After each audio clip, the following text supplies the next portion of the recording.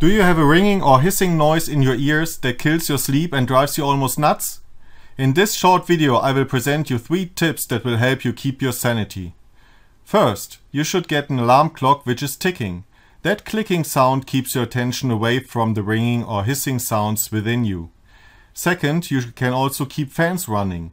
This is especially useful if yours is a hissing tone, but also helps you if you have a high-pitched tinnitus. Third, you should learn and apply relaxation techniques, such as yoga, to distress yourself. High levels of stress keep your tinnitus screaming. You need to focus your attention away from the tinnitus by deeply feeling the most happy event in your life.